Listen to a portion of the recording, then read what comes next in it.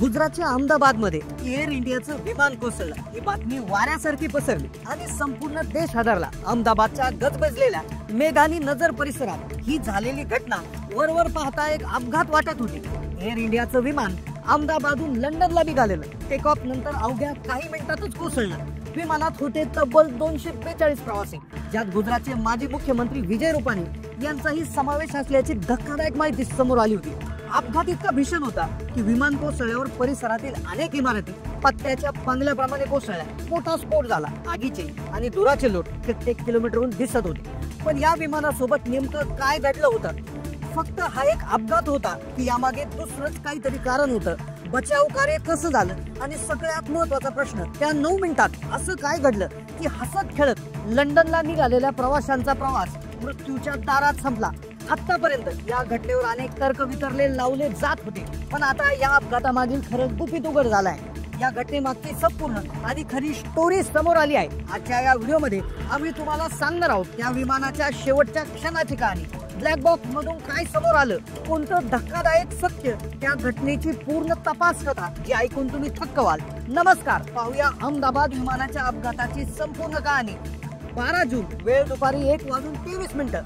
अहमदाबादच्या सरदार वल्लभभाई पटेल आंतरराष्ट्रीय विमानतळावरून एअर इंडियाच्या बोईंग 787 ड्रीम लाइनर विमानाने लंडनच्या हिथ्रो विमानतळासाठी उड्डाण केलं। विमानात 2 पायलट, 10 केबिन क्रू आणि 230 प्रवासी असे एकूण 242 जण होते। नियोजित वेळेपेक्षा उड्डाणाला थोडा उशीर झाला होता, पण सर्व काही नियंत्रणात वाटत होतं। कॅप्टन सुनीत सबरवाल यांच्या हातात विमानाची कमान होती। त्यांना तब्बल 8200 तासापेक्षा जास्त विमान अनुभवाचा एक दांडगा अनुभव होता। त्यांचे सहकारी होते फर्स्ट ऑफिसर क्लाइव्ह कुंदर, हे दोघे अनुभवी पायलट होते।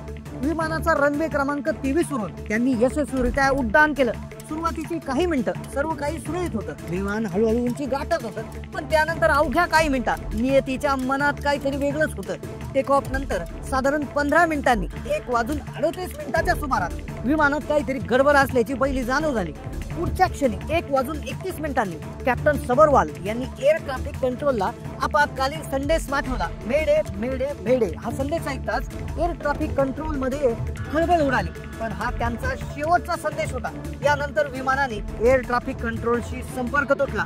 त्याच वेळी जमिनीवर असणाऱ्या काही लोकांनी एक थरारक दृश्य पाहिलं। एक विशाल प्रवासी विमान अत्यंत कमी उंचीहून अस्थिरपणे शहराच्या दिशेने येत होतं। काही काळाच्या 800 ते 850 फुटाच्या उंचीवरून हे विमान थेट अहमदाबादच्या पूर्वेकडील दाट लोकवस्तीच्या मेघानी नजर परिसरात कोसळलं। विमानाने जमिनीला स्पर्श करतात एक महाभयंकर स्फोट झाला। विमानाची इंधन टाकी पूर्ण भरलेली असल्यामुळे आगीने रौद्र रूप धारण केलं। मेघानी नगर हे विमानतळापासून फक्त 5 ते 6 किलोमीटर अंतरावर आहे। हा परिसर निवासी आणि व्यावसायिक इमारतींनी गजबजलेला आहे। अनेक मोठी हॉस्पिटल याच परिसरात आहे। दुर्दैवानं हे विमान एक सिव्हिल हॉस्पिटलच्या टीबी विभागाच्या एका इमारतीवर कोसळलं।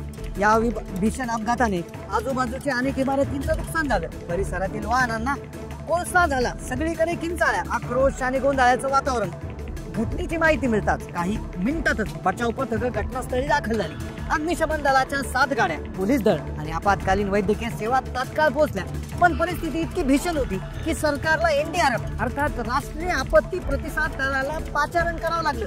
गुजरातचे मुख्यमंत्री, पूर्व मुख्यमंत्री भूपेंद्र पटेल स्वतः तत्कालीन मुख्यमंत्री त्या ठिकाणी पोहोचले। केंद्रीय गृहमंत्री अमित शहा यांनी मुख्यमंत्र्याला फोन करून परिस्थितीचा तात्काळ आढावा घेतला आणि ते स्वतः तातडीने अहमदाबादकडे रवाने झाले। केंद्रीय नागरी विमान वाहतूक मंत्री राममोहन नायडू यांनी या घटनेवर दुःख व्यक्त करत बचाव कार्याला सर्वतोपरी मदत करण्याचे आदेश दिले। याच दरम्यान एक मोठी बातमी समोर आली, त्यामुळे चिंतेत आणखी भर पडली। या विमानातून गुजरातचे माजी मुख्यमंत्री विजय रुपानी हे सुद्धा प्रवास करत असल्याची माहिती मिळाली। त्यांचा एका बोर्डिंग पासही सोशल मीडिया व्हायरल झाला, त्यामुळे संपूर्ण देशात खळबळ उडाली होती। एकीकडे बचाव कार्य सुरू होतं, तर दुसरीकडे या अपघाताच्या कारणांचा शोध घेण्यासाठी डीजीसीए अर्थात एक असं डिपार्टमेंट की जे नागरी विमान वाहतूक महासंचालन याने तपासाला सुरुवात केली होती।